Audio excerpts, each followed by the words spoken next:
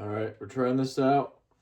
Making another video. It'll be my second video next to my caveman drawings board, we'll call it. It's the best I'm going to be able to do. This video, we're basically going to be getting into, first video I went over why I don't feel like rise is super important. I think there's other aspects, but I feel like if you are going to train for riser, regardless of what I said there, or if you just like training and you don't want to stop doing it, then I recommend just doing this, where you take this, wrap it on your wrist,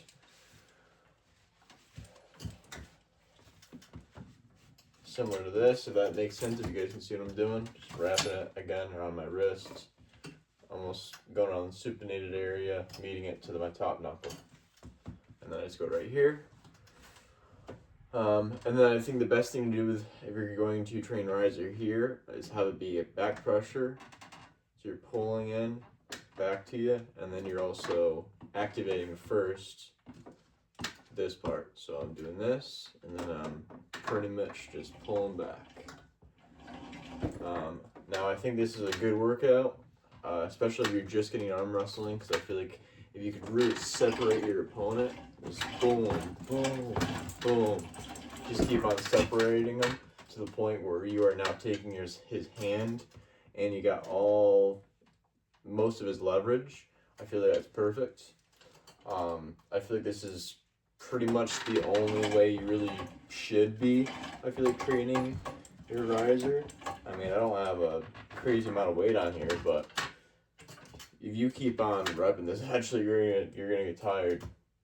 I've actually set this up in the way that I have, because I feel like if I'm in a tournament or my tournament coming up, the first thing I'm gonna want to do is separate the person's lever from them, and that's the beautiful part about back pressure. So you keep on doing like sets of these, change the weight however you want it. Now you don't necessarily need a pulley like I have set up and a table. You can do the same stuff with a resistant band. Just want you guys to realize that real quick.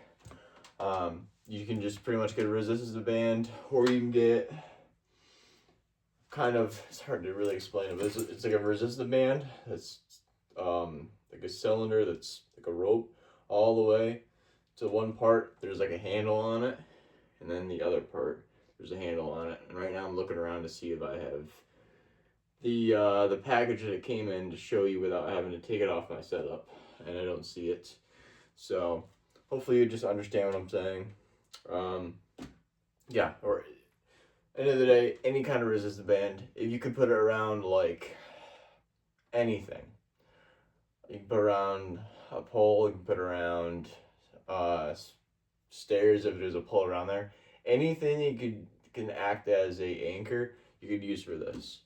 I mean, same thing. I feel like even if you're gonna be training cup, I feel like wrist max is really good for that too. But like I said before, if you're gonna train riser, I feel like the best way to do it is through riser engaged back pressure. I feel like that's the only way it really should be used. And if you use your resistant band, well, we're gonna pretend this is a resistant band for those of you that do not have it. I feel like if you see here. Yeah, I don't know. I think just separating through this is great. Just repping. And then I feel like if you want a better cup, get in there with the wrist max. I am gonna make another video on what I think the difference is and which one I think is better between a multi-spinner and the wrist max. Like I said, this isn't a whole lot of weight, but I'll tell you what, for the wrist max, if you set it up right and it's all on your fingertips and on your thumb, the way I got it set up, I feel like if you take this, and I usually just do static holds with this, but just that and what I showed you before starting out with the video, those two things I feel like would help a lot. But the thing I'll cover in the third video about the multi-spinner, I think that all around, between everything I've showed you, I think this is going to be your number one thing. I'll get into that in the next one. And then right after this video, I'm gonna be doing a video of a lift. I think it may be a short, but yeah, let me know what you guys think down in the comments below. It's all opinionated, so do not go on ChatGPT. This is not factual. This is very much so what I think. What I think, and sharing it out to you guys. So hope you guys understand. As always, if you have any questions, let me know. Let me know. Let me know down in the comments below. And yeah, I think that's just about it. I realize it's already been like a little bit over a week since I've uploaded, so I'm trying to keep like somewhat consistent. And this is the only things I can think of to upload, with creativity and just giving people information. But remember, again, everyone's different. Everyone's got a different lever and a different hand size. Hand size does also kind of well, definitely here hand size definitely plays a spot on wrestling too. But I'm gonna keep on babbling on. You guys have a good one. Also in the first video, as you can see, I couldn't really figure out how to put music on it, so this one's probably gonna be the same way. But I hope you guys are having a great rest of your day. I'm out. Cheers.